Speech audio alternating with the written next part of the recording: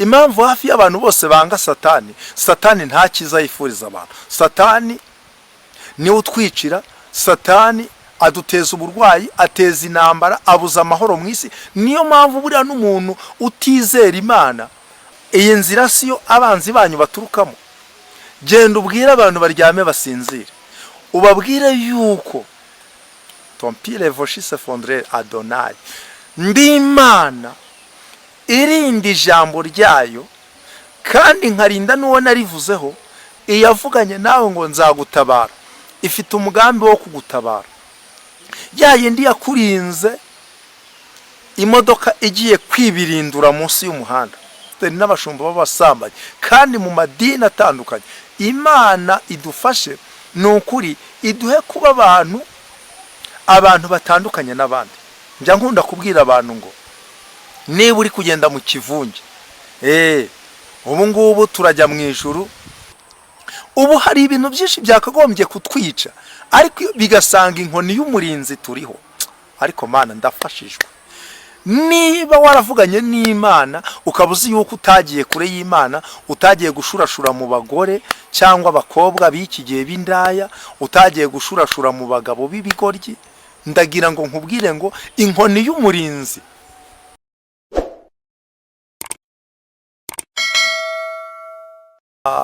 ndabizi neza yuko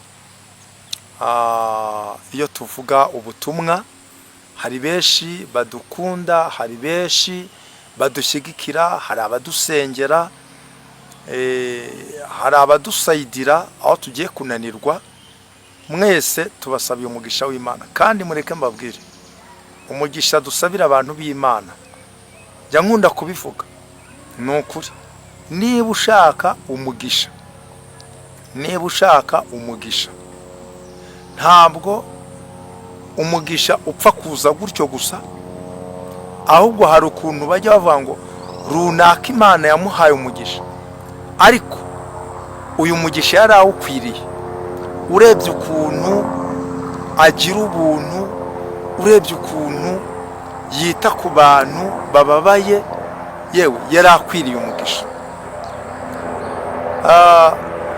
Hari aho Pawulo yagiye ashimira abantu mu ivugabutumwa rye, akabashimira ko bamufashije.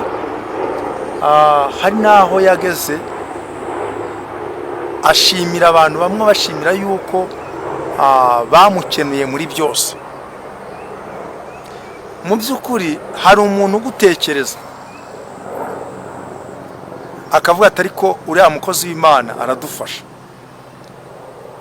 ukumva aravuze ati umukozi w'Imana reka ngufashe ku murimo w'Imana, nibura nkugurire megabyte wakoresha nibura ukwezi.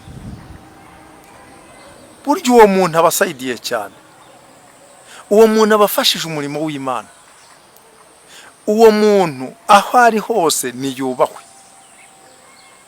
Hariho n'undi muntu utekereza akavuga ati ariko kozi w'Imana ndabizi ko mugira n'ingendo, reka nibura nkusayidire. Nuba uri mu rugendo ujya ku murimo w'Imana, uzagure fanta mu nzira. Abantu nkamwe Imana ijya ibaha umugisha. Hari n'undi muntu utekereza akavuga ati mukozi w'Imana turabizi yuko mutabona umwanya wo gukora ibyanyu, muba mwibereye mu murimo w'Imana, ariko umuryango nawo ukeneye agasukari. Ati reka mwohereze ikiro cy'isukari n'umutima ukunze. Abantu nkamwe nimwubahwe imbere y'Imana. Manje senga isengesho rivuga ngo uku kwezi kwa kane Imana ibaha ikimenyetso cy'ibyiza. Mana data wa twese uri mu ijuru, umugaragu wawe watoranyijwe nawe, njyewe nta ruhare nabigizemo kuko ibindimo ntabwo nari nzi yuko nzabibamo, ariko wowe urebye ubona yuko nzagukorera. Son père voshi se fondre Rebeka wasikaya, ubona yuko nzagukorera, urampamagara unshyira mu murimo wawe, umpa amagambo yo kubwira ubwoko bwawe, ungira umuhanuzi uhanurira amahanga. Ndagushimye kuko wangiriye icyizere ukangabira umurimo wawe. Nubwo nari umunyabyaha, ntabwo witaye ku bubi bwanjye, ahubwo wangiriye impuhwe Mana. Ndagushimira imbabazi wangiriye, ndagushimira urukundo rwawe, ndagushimira sompelevo shise fondre. Jambo ryawe riratubwira ngo kwibuka umukiranutsi kuzana umugisha. Hari abantu batwibuka dukora umurimo wawe, hari abantu badufata amaboko Mana, hari abantu badusengera, hari abantu badusigasiga, hari abantu babona tunaniwe bakadusindasinda, mbese bakadukomeza, kandi urugendo rwacu rugakomeza, tukabona duteye intambwe. Abo ndabasabira umugisha, abarwaye ndabasabira gukira, abafite ibibazo ndabasabira kugira ngo ibibazo byabo bishyirweho iherezo. Uku ni ukwezi kwa kane Mana, ndasenze kugira ngo ukuboko kwiza kw'Imana yamamagaye kuzabane nabo, aho bari hose, bari mu Rwanda, bari mu bindi bihugu, bazabona ineza y'Imana, bazabona igitangaza cy'Imana. Ndabasengeye mu izina rya Yesu. Nzi yuko unyumva Mana, iyo ntarasenga mba nzi yuko ibyo nkeneye byose ubizi. Niyo mpamvu nanjye mbasengeye mu izina rya Yesu. Nta nyiturano nge nabaha, ariko Uwiteka Imana, umuntu wese udufasha mu murimo, ari n'ufasha ubu butumwa akabugeza kuri bene data, uwo nawe ahabwa umugisha. Wumva yuko ubutumwa bukwiriye kugera ku bandi, uwo tumusabiye umugisha mu izina rya Yesu. Umuntu wese udushyigikiye, umuntu wese utwemera, umuntu wese uri mu ruhande rwacu, tumusabiye umugisha, tumusabiye umugisha. Kandi intego dufite niyo kujya mu ijuru. Turasenze kugira ngo Mwami, mu badukurikira bose, mu badushyigikira bose, mu badusengera bose, mu bashayaringa ubutumwa bwacu bose, he kuzagera n'umwe wo gusigara mu rugendo, wo gusigara mu butayu, wo kugwa muri ubu butayu bwa hano mu isi, ahubwo twese tuzagera imbere yawe Mwami turirimba itsinzi, turirimba ya ndirimbo yo kunesha, ya ndirimbo y'umwana w'intama w'Imana. Haleluya. Kandi njyewe nsenga, ndasengera n'imiryango y'abo bantu kugira ngo uyigirire neza. Ndasengera n'abana, urubyaro rwabo urugirire neza. Mu ntambara barwana, ubarwanirire, ubereke ko uri kumwe nabo. Ndasenze, ndakubita imbaraga z'abadayimoni. Ndabizi neza yuko iyo umuntu ari umunyamumaro, Satani aramurwanya, ariko nanjye ndasenze kugira ngo Mwami ugere kuri abo bantu bose Data badushyigikira ngo dukore umurimo wawe.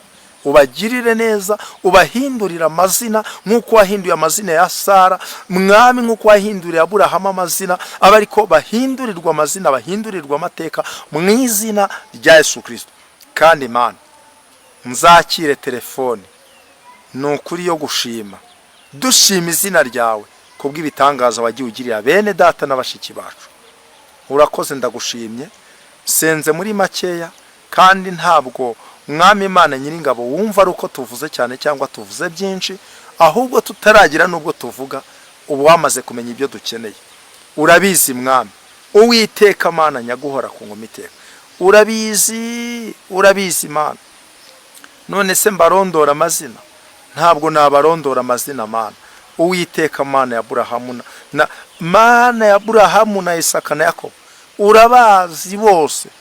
Ariko Uwiteka, buri muntu wese, aba umubyeyi, aba umugabo, aba umusore, aba umukobwa, atompere voshise fondre, abona ikimenyetso cy'ibyiza, bimenyekane ko ari wowe Mana twiringiye, kandi ko ari wowe Mana ikora ibitangaza.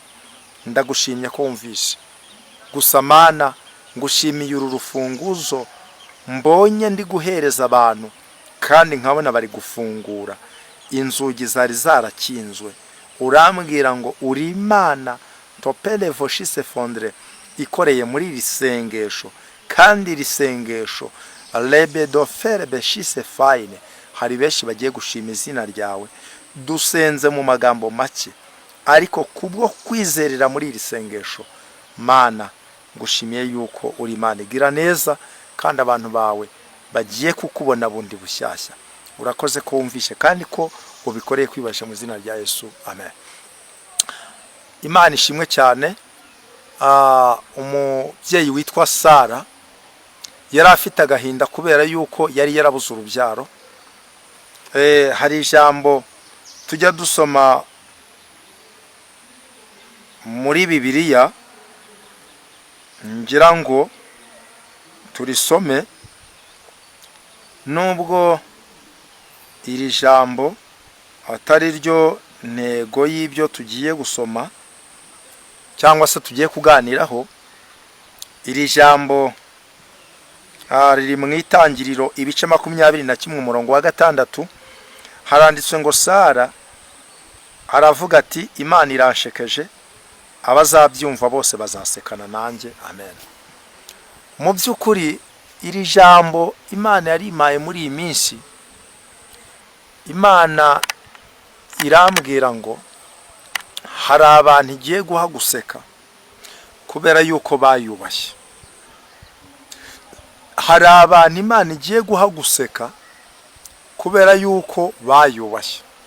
Muri abo bantu rero Imana igiye guha guseka, mwene data mushiki wanjye uneze amatwi, nawe igushyire ku rutonde, kubera yuko hari abakozi b'Imana bakoze umurimo w'Imana bafashijwe nawe, bari bacogoye, bari bananiwe, urabashyigikira. Iyo senga ntabwo ari ukwikunda, ahubwo ni ukuvuga ngo Bibiliya iravuga ngo mugirire neza abantu bose, ariko cyane cyane ab'inzu y'abizera. Bibiliya iravuga ngo nkunda bankunda, abashakana umwete bazambona. None se ngiye uragira ngo najya gukunda mbere yo kugira ngo nkunde uriya wo hirya, ndabanza mfata uyu muntu nkunda akanabingaragariza. Niko bimeze. Buriya umuco wacu unakomoka ku Mana. Impamvu hafi y'abantu bose banga Satani, Satani nta cyiza yifuriza abantu. Satani niwe utwicira, Satani aduteza uburwayi, ateza intambara, abuza amahoro mu isi. Niyo mpamvu buriya n'umuntu utizera Imana, ariko ntabwo abantu, nta muntu yakubona abone ngo ngiye ngo nemera Satani. Aremera Satani se icyiza yamukoreye ni iki? Abantu bose banga Satani, ariko kwizera Imana bikabananira. Ariko ngewe icyo nshatse kuvuga ni iki ngiki: nkunda abantu bose. Ntabwo ndajya kurenga umuntu unkunda kandi akanabinyereka ngo ngende ngo nkunde wa wundi uririya, kandi hari umuntu nkunda nanjye akabingaragariza. Niba Imana ikunda abayikunda, none se twebwe twanga abantu badukunda? Kandi nanone twongere tubwira abantu, hari n'abantu mu by'ukuri ubu usanga utamenya formire yabo, ugasanga umuntu intambwe ze ziri mu mayira abiri. Uruhande rumwe ni umukozi w'Imana, urundi ni umukozi wa Satani.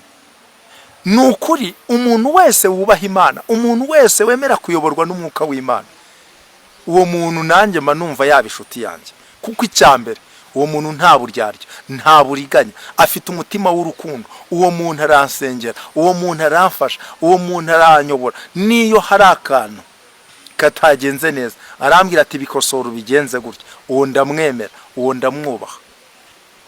Imana ishimwe cyane. Uyu Sara yarababaye, ariko Sara araseka, aravuga ati Imana irashekeje, kandi n'abantu bazabyumva bazasekana nanjye. Mwene data, Imana iguhe guseka, kandi iguhe gusekana n'inshuti zawe, iguhe gusekana n'abawe bose. Twihuse turisomera ijambo ry'Imana Imana yampaye mu gitabo cy'umuhanuzi Yeremiya.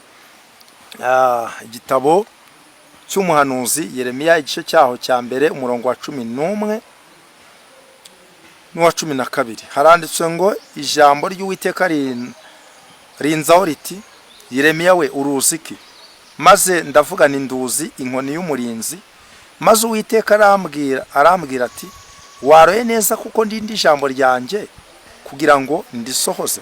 Imana yambwiye ngo mbabwire ngo nubwo ibihe birushaho kugenda bikomera, ariko Imana irinze ijambo yavuze ku bantu bayo. Uyu Yeremiya yaje kujya mu iyerekwa abona inkoni, ariko iyo nkoni yari yanditsweho amagambo avuga ngo ni inkoni y'umurinzi. Mu yandi magambo yari inkoni y'umurinzi. Se inkoni y'umurinzi tubigereranye n'iki? Ni nk'uko ushobora kubona umuntu ushinzwe kurinda umutekano w'ahantu runaka, ariko ukabona afite n'intwaro kugira ngo ikiraza kwangiriza hahana acungiye umutekano, niba ari imbunda arabakubitamwo urusasu. Yeremiya rero nawe aza kubona, reka tubivuge gutyo, aza kubona imbunda yesitaye. Umunwa w'iyo mbunda mbese werekeye ahantu hashoboraga guturuka ibintu bishobora kuza kwangiriza iby'Imana yavuze. None Imana yamubaza ati, Yeremiya uri kubona iki? Aravuga ati, ndabona imbunda yesitaye neza ifite umunwa werekeye aha n'aha. Imana yamubwira ati, ubwoba ufite n'ubwiki? Iyi nzira siyo abanzi banyu baturukamo. Genda ubwire abantu baryame basinzire, ubabwire yuko ton pied levoshi se fondre Adonai, ndi Imana irindi jambo ryayo kandi nkarinda n'uwo narivuzeho kugeza iryo jambo risohoye. Birashoboka ko Yeremiya nawe hari ibyari bimuteye ubwoba, nk'uko nawe uyu munsi hari ibiguteye ubwoba, hari ibiguteye guhangayika, ariko nzanye ijambo rikuvuga ngo humura. Iyavuganye nawe ikurindanye n'ijambo ryayo. Iyavuganye nawe ngo nzagutabara, ifite umugambi wo kugutabara. Ya yindi yakurinze imodoka igiye kwibirindura munsi y'umuhanda, ukabona imodoka itangiwe n'akantu gatoya, iyo niyivuganye nawe ngo burya yakurinze kwicwa n'iramanuka kubera umugambi yari gufiteho. Iyi Mana yakurinze kwiseta, nyamara ukajya ubona abandi barimo barabajyana muri morgue, nyamara wowe ukarokoka kuri iyo seta abandi bagapfa. Yakurinze kubera ko hari umugambi mwiza Imana yari gufiteho. Iyakurindiye muri ubwo bukene, Satani akajya kubwira ngo jya guca ibisheke by'abandi, jya gukura imyumbati y'abandi, ukavuga ati nzapfa kigabo. Ahubwo ugasenga Imana, wajya kumwara ukabona Imana izanye manu ukabona urariye. Iyo ngiyi ikakubwira ngo nzakugaburira uzarya uhage, niyo yongeye kuvugana nawe ngo humura. Ibihe bikomere cyangwa byoro, inzara itere, ubutumwa afite buri kuvuga ngo inzara igiye kuba nyinshi mu gihugu, ariko Imana izakugaburira uzarya uhage. Abandi bazicwa n'inzara, ariko Imana izagutunga, izaguha ibyo kurya kandi ugaburire n'abandi. Ya Mana yakurinze igikombe cy'uburozi, ntubizi, ikakurinda kurya uburozi we wari waraburiye ariko uraburuka. Buri Imana ikora ibitangaza. Mwana wanjye bigeze bamuroga, tubona ibintu birakomeye, baramuroga tubona birakomeye. Dufata umwanya wo gusenga, turasenga kugeza Imana yavuze ngo ndamukijije. Umwana aragenda ajya muri toyi, bya bindi byose abiroha muri toyi. Umwana arakira, yari yarasogobeye, tubona rwose ibyo bibaye ibindi. Kuva icyo gihe umwana agira ubuzima. Buri Imana igenda ikora ibitangaza. Ufite umwana mutoya nawe baramuroga, turavuza biranga. Umwana yahoraga n'ubundi abyiringira amaso garacitse ibisebe. Turibaza duti ibi bintu ni ibiki? Ibi bintu bizagenda bite? Dufata amasengesho, je n'umudamu turasenga. Ngiye kubona mbona turi gusenga mwiyereko, mbona umuntu azanye umuti arawumuhaye. Nukuri yakishijwe n'ayo masengesho, nta n'umuti yanyweye, ni marayika w'Imana wamukishije. Ubu tugenda tubabwira Imana, si muragira ngo tuzababwire nde? Muragira ngo tuzababwire ba data wacu? Ba data wacu se nitwari dupfuye kandi tubafite? tuzababwire ba marume se, tuzababwire na bande tubabwire imiryango, turondore duhere kuri bande na bande. Abo bose se nitwari dupfuye bahari, ariko twarengewe n'Imana. Cyagiye wari upfuye se warengewe nani? Ni so wanyu wakurengeye se? Ngende ngira mbabwire ngo ubu njya nkunda kubivuga, niyo umuntu yangirira neza ariko nzagukunda, ariko mbere ya byose imbere yawe nzahashyira Imana uzi nyuma. Kuko icyambere ineza wangiriye nuko Imana yakugeze ku mutima. Iyo Imana itakugera ku mutima ntiwari kungirira neza. Nzakunda Imana nawe ngukunde nkubahire ineza wangiriye, ariko mbere na mbere Imana. Hari umubyeyi umwe njya nkunda cyane, ujya ukunda kwandika ijambo akavuga ngo mbere ngo mbere na mbere Imana. Akantu kose nyandikiye akunda gukoresha iryo jambo ngo mbere na mbere Imana. Nukuri mbere na mbere ibyo dukora byose, mbere na mbere Imana. Imana ishimwe cyane. Turi mu bihe bikomeye, ibihe by'iminsi y'imperuka. Tugenda tubona ibintu by'impinduka, kandi ibintu by'impinduka bizakomeza kugenda biza. Ariko nanone ikibazo Imana ifite nuko n'abantu b'Imana barushaho kugenda bahinduka babi. Ugasanga umuntu yari original ariko ugasanga aragenda aba pirate. Umuntu ukaba wamubonaga nk'inyangamugayo, nk'umuhanuzi w'inyangamugayo, ejo wabaza amakuru ye ukumva n'ubundi yabaye nk'abandi.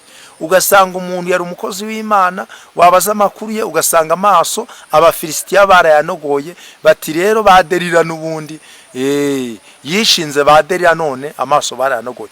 Ubu dufite abahanuzi b'abasambanyi, tukagira abaririmbyi b'abasambanyi, dufite abapasiteri n'abashumba b'abasambanyi, kandi mu madini atandukanye. Imana idufashe, nukuri iduhe kuba abantu batandukanye n'abandi. Njya nkunda kubwira abantu ngo niba uri kugenda mu kivunge, ubu ngubu turajya mu ijuru, ariko ni ikivunge.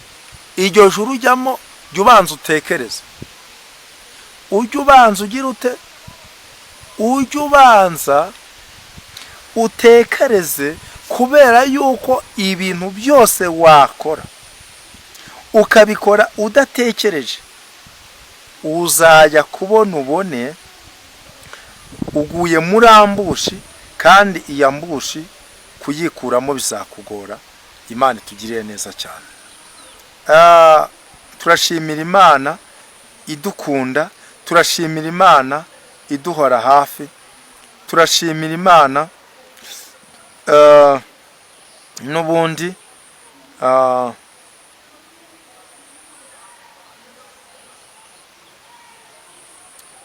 mu by'ukuri itagitwirengagiza, kandi ni Imana idufiteho umugambi mwiza.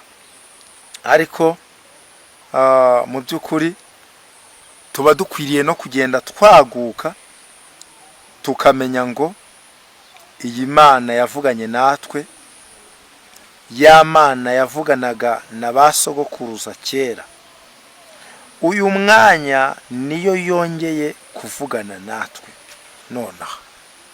Kandi dukwiriye kwizera ibyavuzwe n'Imana, kubera yuko uyu munsi hari abantu bavuganye n'Imana, ariko mu kuba baravuganye n'Imana hari ibintu bibateye ubwoba, hari ibintu barimo bibaza ngo tuzabikatira hehe, tuzabihungira hehe. Ariko ndagira ngo nkubwire ngo wowe uneze amatwi, Imana niyo murengezi wawe, Imana niyo buhungiro bwacu n'imbaraga zacu, kandi ni umufasha utabura kuboneka mu byago no mu makuba. Uyu mwanya ndaka kugira ngo twumve aya majwi y'aba baririmbyi, twumve icyo umwuka w'Imana avugana natwe muri uyu mwanya. Mugenzi wawe ngo yaratanditse, mubisubiramo yaratanditse,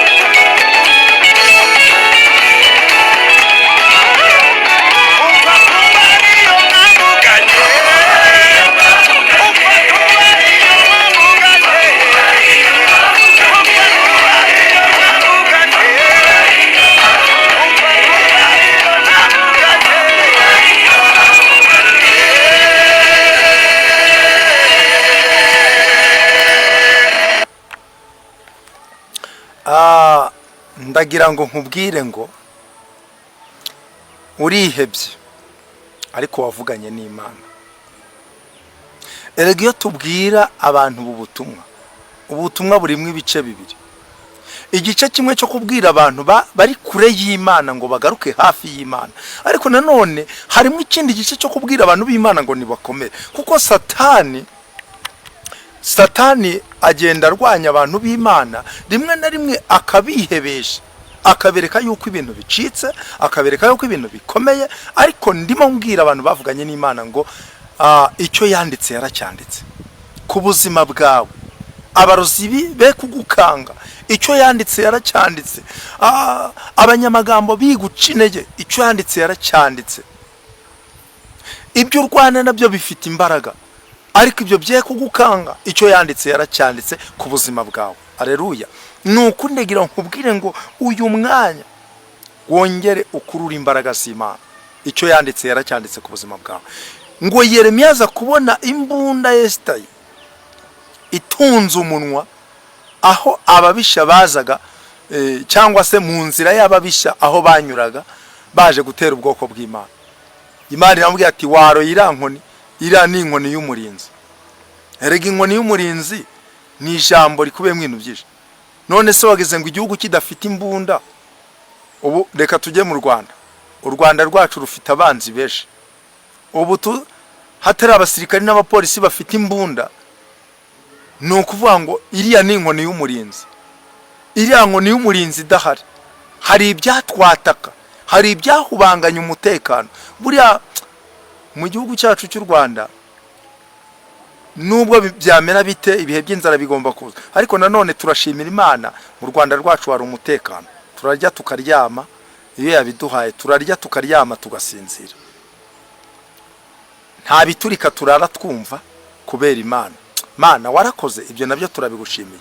Kandi kubw'imbabazi zawe ushatse uduha amahoro, kuko nibyo abanyarwanda twabonye muri iki gihugu ni byinshi. Imana ishatse yatugirira impuhwe ikaduha umutekano w'ibihe byose. Uretse ko nyine ibyaha bigenda bizana akaga, bikatuzanira amakuba, bikatuzanira ibyago. Na n'uyu mwanya iyo dusenga, Imana igenda ivuga ko kubw'abantu bamaze kurengwa bakibagirwa Imana yabakuye, n'ubundi bizabazanira ingaruka mbi. Ariko natwe dukomeza kwinginga Imana tuyihendahenda.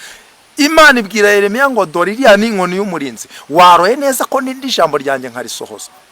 Kugeza risohoye, iyavuganye nawe izasohoza ibyo yavuganye nawe. Yakubwiye yuko uzacuruza, igihe nikigera uzarya, igihe nikigera uzakora, igihe nikigera uzicara ku ntebe yawe Imana yagusezeranyije. Kandi umuntu w'umunyamasezerano ahura n'ibintu byinshi bimuca intege. Ndaguha urugero, Yosefu yari afite isezerano ry'Imana, ariko bene se baramubwira bati, bakajya bamubwira bati n'ubundi ibyo uvuga tuzareba. Bigera naho se Yakobo avuga ati genda ujye kureba abakuru bawe urebe uko bameze. Bakimubona, aho kwishimira ko babonye muri umuna wabo, baravuga ngo dore nguwo karosi yaje. Baravuga bati reka tumwice turebe bya bindi yavuze aho bizanyura. Ariko uwo mugambi ntabwo bawugezeho, kubera ko inkoni y'umurinzi yari iri kuri Yosefu. Ubu hari ibintu byinshi byakagombye kutwica, ariko bigasanga inkoni y'umurinzi turiho. Ariko Mana ndafashijwe. Niba waravuganye n'Imana ukabuzi yuko utagiye kure y'Imana, utagiye gushurashura mu bagore cyangwa abakobwa b'iki gihe b'indaya, utagiye gushurashura mu bagabo b'ibigoryi, ndagira ngo nkubwire ngo inkoni y'umurinzi. Ariko Mana, narebye Perezida wa Repubulika ntago namubonyeho. Hari aho merutse kujya yagiye muri ako gace, ariko ndeba umutekano uba uri mu muhanda, ku buryo nta kintu gishobora kuza guhubanganya umutekano muri uwo muhanda n'umundi perezida agiye kunyuramo. Nabyo makura ikindi cyigisho. Ariko ndongera ndavuga ngo uku niko umuntu w'Imana nawe abarinzwe n'ingabo z'ijuru. Uko utapfa guhubanganya umutekano w'umukuru w'igihugu kubera uburinzi buba bumuriho, ni nako umuntu w'Imana utapfa kumuhubanganya uko ushaka. Niyo mpamvu n'uyu mwanya Imana yarambwiye ngo ibihe bibi biraje, ariko irambwira ngo muri ibyo bihe bibi Imana igiye kugirira neza abantu bayubashye. Imana igiye kugirira neza abantu bagize ute, bayubashye. Niyo mpamvu niba dusoma ijambo ry'Imana neza, iyo tugeze muri iki gitabo cya Zaburi, hari amagambo tuhasoma. Zaburi y'112,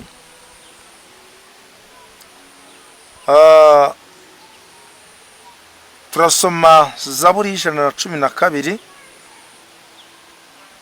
duhere ku murongo wa mbere.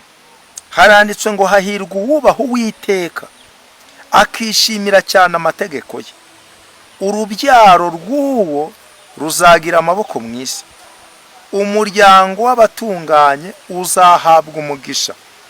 Ubutunzi n'ubukire biri mu rugo rwe, gukiranuka kwe guhoraho iteka ryose. Abatunganye umucyo ubavira mu mwijima, uvira ugira imbabazi n'ibambe agakiranuka. Ijambo naringambiriye ni ijambo rikuvuga ngo abatunganye umucyo ubavira mu mwijima. Muri bya bihe bibi abandi bari kuvuga ngo turapfuye, abatunganye umucyo w'Uwiteka urabarasira. Amina. Ngo abatunganye umucyo ubavira mu mwijima. Muri bya bihe by'inzara umucyo w'Uwiteka urabavira bakarya. Muri bya bihe by'ubushomeri umucyo w'Uwiteka urabavira, Imana igakemura ibibazo byabo. Hari wari kuvuga ngo baramusohora mu nzu, ahubwo akabona Imana imugiriye neza muri bya bihe. Abatunganye. Umuntu w'Imana arashinganye mwene data, ntabwo azanyeganyezwa n'ibibonetse byose. Niyo mpamvu mbwira abantu baneze amatwi bose, icyamubu butumwa ukagerageza kubusemurira n'umuntu utumva Ikinyarwanda, ariko muhuza ururimi. Hari abantu muhuza ururimi, mwumva ururimi kimwe, ariko ndagira ngo nkubwire ngo unabafashije wabasemurira mu rurimi muhuza, nabo bakumva icyo umwuka abwira amatorero. Imana yanyeretse imvura nyinshi cyane, ngiye kubona mbona ya mvura itunguye abantu benshi. Mbona abantu benshi barimo baranyagirwa na ya mvura, ariko mbere yuko ya mvura irwa habanje gukuba igihu. Ngiye kubona mbona haje imodokari yari ipakiye imitaka. Ngiye kubona mbona ya modokari ivuyemo umuntu wari ufite igitabo, akajya agenda asoma izina rya buri muntu. Uwasomye akamuhereza iki? Umutaka. Uwasomye akamuhereza iki? Umutaka. Uyu mureba ni umutaka. Nanjye nabonye nkuhabwa muri abo bantu bahawe umutaka. Ngiye kubona mbona abandi benshi, ngiye kubona mbona imitaka irashize. Abandi bati none ko twebwe tutumvisha amazina yacu. Ngiye kumva numva wa muntu aravuze ngo abantu bari bagenewe imitaka nabo ngabo, abandi mwihangane. Nuko nguko byagenze. Mbona ya modoka wari uyitwaye aragiye. Ngiye kubona mbona akimara kugenda mbona ya mvura iraguye. Ngiye kubona mbona inyagiye abantu benshi. Ariko babantu bafite imitaka yabo, nta mvura yigeze ibahangara namba. Imana irambwira ngo bariya n'abakiranutsi, n'abantu bavuganye n'Imana, n'abantu Imana yahaye amasezerano, n'abantu bihanganiye ubutayu, n'abantu bategereje Imana, n'abantu barindiriye icyo Umwami Imana yavuze. Abatunganya umucyo ubavira mu mwijima. Mu gihe cy'imvura hari umutaka Imana igiye kuguhereza, kubera yuko wihanganye kandi ugasenga Imana ukiranuka utaryarya. Imana ibwira Yeremiya ngo Yeremiya we, waroye neza ko ndindi ijambo ryanjye kugira ngo disoze. Ubu abantu bari mu mujyi wa Kigali bavuganye n'Imana, Imana irabazi, irinze ijambo ryayo, ndetse nabo ubwabo bararinzwe. Abantu bari muri Amerika, ibingibi dufite abadiaspora bagiye bava mu Rwanda bakajya muri Amerika, abandi bakajya i Burayi, abandi bakajya Australia. Ndagira ngo mbabwire ngo nukuri aho waba uri hose, nagiye kubona mbona ya mvura iragenda ikagwa mu gice kimwe, ikagenda igasimbuka ikagwa mu kindi. Mana irambwira ngo iriya mvura no muri Amerika izagerayo, ngo ni Burayi izagerayo, Australia izagerayo, mu bihugu bitandukanye izahagera. Irambwira ngo niba udafite umutaka, iriya mvura izanakunyagira byanga bikunda. Abafite amatwi yumva nibumve iby'umwuka abwira amatorero. Turababwira ubutumwa, ariko intego nyamukuru tubabwira ngo mwihane, muhindukire, mukize ubugingo bwanyu. Kuko icyambere urihagararaho ngo ufite amafaranga, ariko njya nkunda kubwira abantu, ese amafaranga wari ukwiriye kuyiratana, cyangwa wagakwiriye kugira ubuntu ugatanga ukiratana imirimo myiza, kubera yuko hari abo wishyuriye mituweli, hari abakene wagaburiye, hari abatagira icyo kwambara wambitse, hari abo wafashije mu mibabaro yabo. Ibyo nibyo wagakwiriye kwirata. None se nkubaza ikibazo kimwe, uriratana amafaranga ngaho? Hari akantu merutse kubona umuntu ari kuvuga ati, none uriya muntu urimo yirata ngo arakomeye, tuzamenya ko akomeye umunsi uzaba wapfuye. Ngaho ya mafaranga cyangwa se izo mbaraga ufite zizagufate zigende zigushyingure? Oya, ndagira ngo nkubwire ngo ibyo ntibishoboka. Ahubwo ikintu gifite agaciro ni ukubaha Imana, ukubaha n'abantu bayo, kandi ugakunda mugenzi wawe nk'uko wikunda. Mu by'ukuri niba wishimira kurya ugahaga, ukamenya ko hari abandi bari kuburara. Niba wishimira kugubwa neza, ukamenya ko hari abandi baguwe nabi. Ukamenya neza yuko iyi si wayigezemo, ariko igihe kizagera ukanayivamo. Bibiliya tubwira mu Baheburayo, hari ijambo ritubwira igice cya 9 umurongo wa 27, hari ijambo ritubwira ngo kuko twagenewe gupfa rimwe, hanyuma hakaza urubanza. N'ubutunzi ufite buzagushyira mu rubanza. Imana izakubaza abantu wagiriye neza. Urukumva utazakorwa n'isoni, suragira ngo kubutunza n'ubwenge bwawe. Erega no kuba warariganyije ukabona biremeye, nuko Imana yabyemeye. Hari benshi banariganyije biranga, ariko ndagira nkubwire ngo yaba uburiganya ukora, yaba umutima w'ubugugu ugira, hari n'abantu bahora bari kububura, ugasanga umuntu arahora bubura n'ibyo afite, nta gushima Imana, arahora ari umunyamaganya, ubu rwose ubukene rwose, umushahara ni muke. Ubundi ibyo ngibyo bizageza umuntu ufite umwuka w'Imana, yaba bikeya ashima Imana, akavuga ati Imana ndagushimye kuko ibi ngibi umpaye. Hari abatabifite. Niko ubuzima bw'umuntu wubaha Imana bukwiriye kumera. Nta bintu byinshi bifite byo kuvuga. Njya nkunda kubivuga, mbafite byinshi byo kuvuga.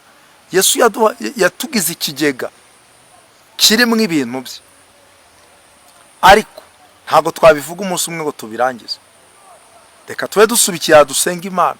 Ariko nakubwiraga ngo wowe uhagaze neza, iyavuganye nawe irinze ijambo, yavuganye nawe kandi nawe ubwawe urarinzwe. Humura, nta kintu gishobora kuguhangara, kuko iyavuganye nawe niyo kwizerwa. Mana turagushimye mu izina rya Yesu. Ngushimiye umwanya mwiza uduhaye wo gutambutsa iyi message. Mana uhabwe icyubahiro. Abagiye kumva iyi message bazasubizwe mu imbaraga nshya, kandi abihana bazababarirwe. Kandi Mwami Uwiteka ukomeze utwagurira imbago muri uyu murimo w'ivuga butumwa, kugira ngo izina ryawe rikomeze guhabwa icyubahiro. Urakoze, ndagushimye.